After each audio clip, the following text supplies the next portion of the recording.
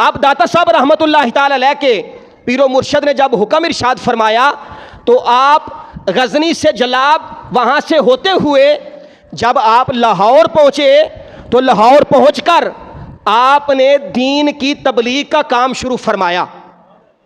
اب داتا صاحب رحمۃ اللہ تعالی علیہ دریائے راوی کے کنارے پہ بیٹھ گئے۔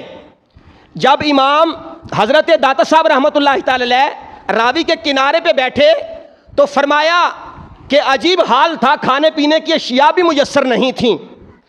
آج تو لاہور بڑھتا چلا جا رہا ہے، اور جن لوگوں نے آج سے 40-50 سال پہلے لاہور دیکھا ہے وہ جانتے ہیں کہ ویران کھنڈرات ہوتے تھے، لیکن تاریخی شہر ہے۔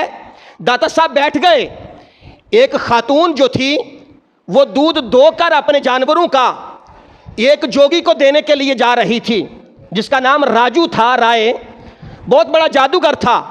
داتا صاحب نے کہا مائی صاحبہ مجھے دودھ کی ضرورت ہے، یہ دودھ مجھے آپ عطا فرما دیں، جتنے آپ کے پیسے بنتے ہیں میں آپ کو دے دیتا ہوں۔ تو مائی صاحبہ کہنے لگی بیٹے میں دودھ تو آپ کو دے دوں، اس کا تو کوئی مسئلہ نہیں، لیکن اگر آج ہم نے دودھ راجو کو نہ دیا تو ہمارے جانوروں کے تھنوں سے دودھ کی بجائے خون آئے گا، تو اس وجہ سے ہم دودھ جو ہے وہ تو راجو کو دیتے ہیں۔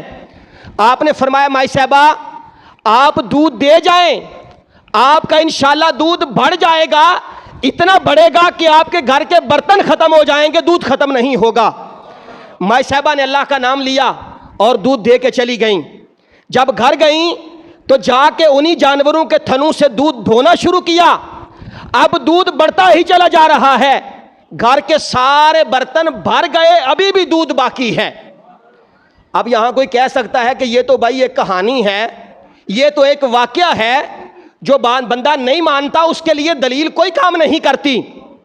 اور میں اسے لیے چلتا ہوں سرکار کی بارگاہ میں کہ میرے اور آپ کے آقا مولا جب ہجرت کر رہے تھے، رستے میں جناب ابو بکر صدیق آپ کے ساتھ تھے، سرکار کو بھوک لگی تو رستے میں دیکھا کہ ایک بندے کی بکریاں چر رہی ہیں۔ آپ نے اس سے کہا کہ پوچھو کیا گھر میں دودھ موجود ہے؟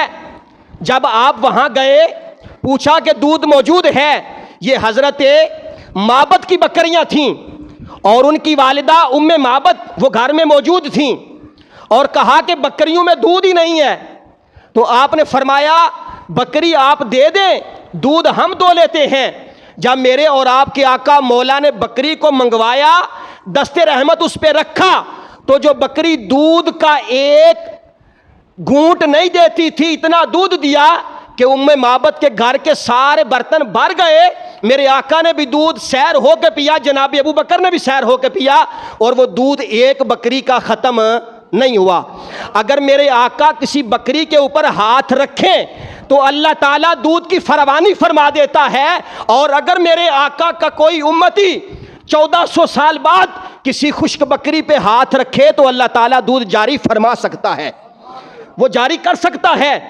جب آپ نے کہا جاؤ دودھ کم نہیں ہوگا، جب لوگوں کے پاس دودھ کی فراوانی ہو گئی تو لوگوں کے لیے کہا کہ آج کے بعد دودھ تو ہم حضرت علی حجویری کو دیں گے، اور لوگ دودھ لے کر جناب علی بن عثمان حجویری یعنی داتا صاحب رحمۃ اللہ تعالی علیہ آپ کی بارگاہ میں آ گئے، اور آپ دودھ تقسیم فرما دیتے۔ آپ جو راجو تھا، جو جادوگر تھا، اسے بڑی تکلیف تھی کہ پہلے تو دودھ میرے پاس آتا تھا، اب دودھ لے کے کوئی نہیں آتا۔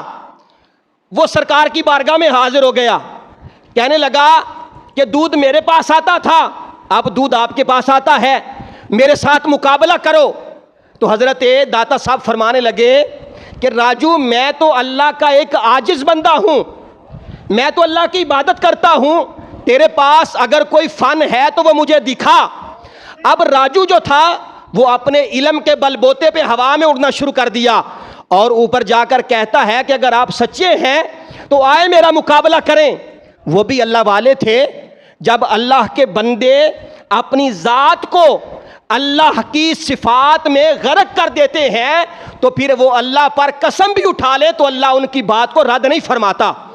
آپ نے اپنے نالین جو تھے ان کو حکم دیا تو وہ نالین جو ہیں ہوا میں اڑنا شروع ہو گئے، اور جو راجو تھا وہ کہنے لگا آپ خود آئیں. آپ نے فرمایا میری جوتی کو نیچے لے آ تو میں تجھے مان جاؤں گا.